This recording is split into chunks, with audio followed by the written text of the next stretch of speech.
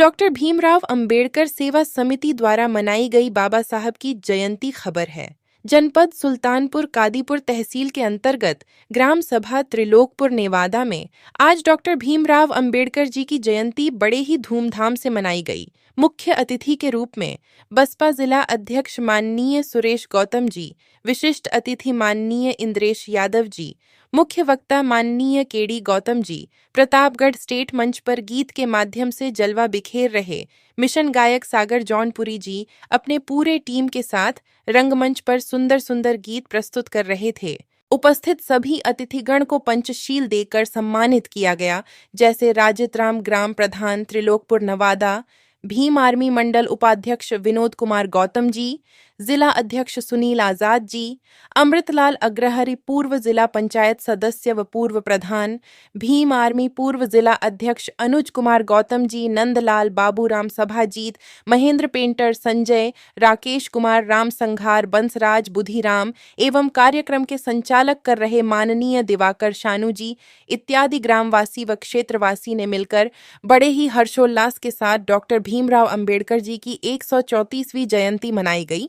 पर बैठिए, बाबा साहब डॉक्टर अंबेडकर ने ये बात कहा था, किसी समाज और राष्ट्र की उन्नति उस समाज और राष्ट्र की महिला की उन्नति पर निर्भर करता है। कोई समाज कोई राष्ट्र कितना आगे उन्नति कर गया है ये उस समाज की महिला पर निर्भर करता है। किसी समाज की महिला जितना आगे बढ़ेगी वो समाज उतना आगे बढ़ेगा, वो राष्ट्र उतना आगे बढ़ेगा। माता और बहनों, तभी देश में किसी माँ के कोई बेटी जन्म लेती है तो माँ कहती है बेटी तो पराया धन होती है।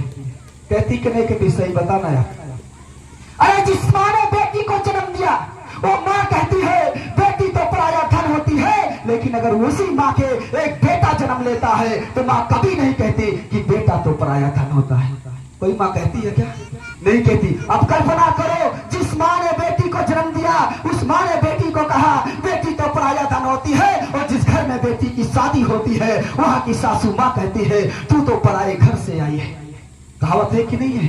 तो बाबा साहब अंबेडकर ने कहा कि देश में एक व्यवस्था बना दिया कि बेटी तो पराया धन होती है, मैं ऐसा कानून बना के जा रहा हूँ, ऐसा कानून बना के जा रहा हूँ कि बाप की संपत्ति में जितना अधिकार बेटे का होगा उतना ही अधिकार बेटी का होगा। ये अधिकार अगर किसी ने दिया है तो इस भारत देश की धरती पर परम पूज्य बाबा साहब डॉक्टर अंबेडकर ने दिया है। जो हमारी माता और बहनें मान सम्मान सम्मान से जो जीने की ताकत मिली है आपको, ये बाबा साहब डॉक्टर अंबेडकर के संविधान की बदौलत है।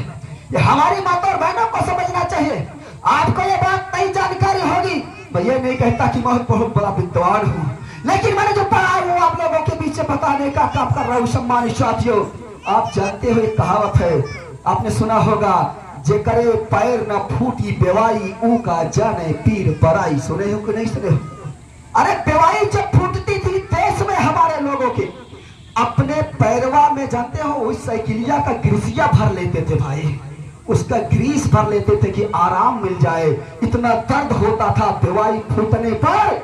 आप कल्पना करो आज वो बेवाई फूटती है क्या? नहीं। क्यों? क्योंकि उस समय हमारे समाज के लोगों के पैरों में चप्पल जूते नहीं होते थे, और आज आपके पैरों में चप्पल जूते हजारों के पड़ रहे हो। इसलिए उस समय में बेवाई फूटती थी, आज नहीं फूट रही है। इसलिए उसका दर्द न हम एहसास करते हैं न आप एहसास कर सकते हो, लेकिन जिसके हुआ है उससे जरा पूछिए। हमारी माता बहनें बैठी है, कमर के ऊपर कपड़ा पहनने का अधिकार आपको इस देश में नहीं था। आपको पता होना चाहिए इस देश में ऐसी व्यवस्था बनाई गई थी, महिलाओं को अपनी छाती ढकने का अधिकार नहीं था। अब जरा कल्पना करिए कि देश में महिलाओं को अपनी छाती ढकने का अधिकार नहीं था, और ये व्यवस्था बनाई गई थी कि जो महिला अपनी छाती ढकेगी उसको 1 महीने बाद उसको छाती ढकने का पैसा देना पड़ेगा राजा को।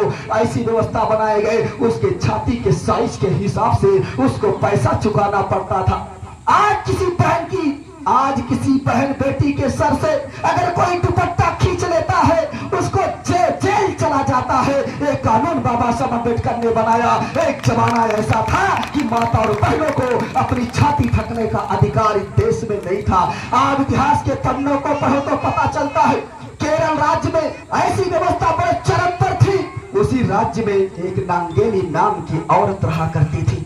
उसने कहा, मैं अपनी छाती को ढकूंगी, क्योंकि छाती को ढकना हमारा मानवीय अधिकार है, इसको कोई मना नहीं कर सकता है। तो उसको लोगों ने कहा, अगर तू अपनी छाती को ढकेगी तब तुमको 1 महीने के बाद छाती के साइज के हिसाब से तुझको पैसा देना पड़ेगा। वो कहती है, ठीक है, मैं तुमको पैसा दूंगी। वो आदमी चले जाते हैं। 1 महीना बाद आते हैं और ये कहते हैं, नांगेली, तूने कहा था ना कि 1 महीने बाद मैं छाती ढकने का पैसा दूंगी।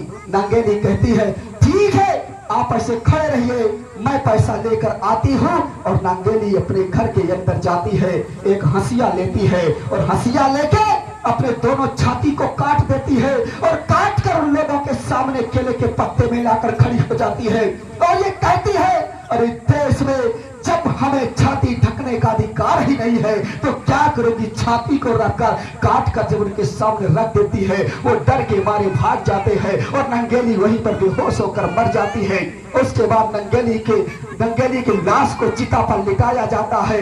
नंगेली जल रही थी, उसका पति वहीं पर खड़ा था और पति देखता है कि मेरी पत्नी मेरे नजरों के सामने चल रही है, मैंने अपनी पत्नी की इज्जत को ना बचा सका, मुझे जीने का कोई अधिकार नहीं है। दुनिया के इतिहास में पहली बार वही पति अपनी पति के साथ चिता में जिंदा जलकर अपनी जान दे देता है। ऐसी व्यवस्था देश में बनाई गई। माता और बहनों को समझना चाहिए कि आज अगर आपको छाती ढकने का भी अधिकार दिया गया है और सर पे दुपट्टा रखने का अधिकार दिया गया है, ये साड़ी पहनने का अधिकार दिया गया है, तो बाबा साहब डॉक्टर अम्बेडकर के संविधान की बदौलत दिया गया है। तभी आप लोग यहाँ पर कुर्सियों पर बैठे हो सम्मानित साथियों, नहीं तो यहाँ कुर्सी पर भी बैठने का अधिकार था।